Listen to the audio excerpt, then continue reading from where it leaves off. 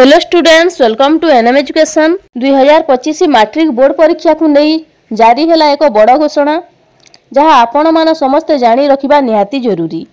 एबे एथर परीक्षा रे आसीगला आउ एक नुआ नियम ए नहीं मध्य सरकार का तरफ जारी है एक बहुत बड़ अपडेट।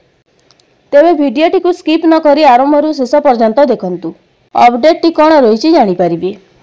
चलित वर्ष हाईस्कूल सर्टिफिकेट परीक्षा अर्थात मैट्रिक परीक्षा लाइव स्ट्रीमिंग व्यवस्था हेबो।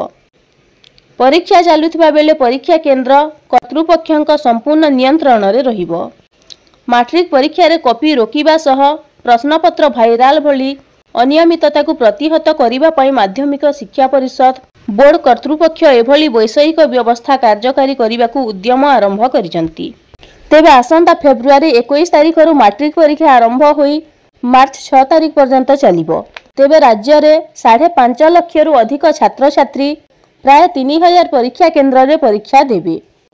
मैट्रिक परीक्षा भली सर्वबृहत परीक्षा स्वच्छता और श्रृंखला आनिबा पई बोर्ड कर्तृपक्ष प्रथम थर पई लाइव स्ट्रीमिंग व्यवस्था करिबाकू उद्यम करिसंती। तेबे 2024 मैट्रिक परीक्षा रे कृत्रिम बुद्धिमत्ता अर्थात आर्टिफिशियल इंटेलिजेंस व्यवस्था करिथिबा बेले अनेक क्षेत्र रे एहा कॉपी रोकिबा पई सफल होइतिला। तेबे चलित वर्ष नुआ करी लाइव स्ट्रीमिंग व्यवस्था केते फलप्रद हेबो से नै मध्य बोर्ड पक्षरु आलोचना चलीची।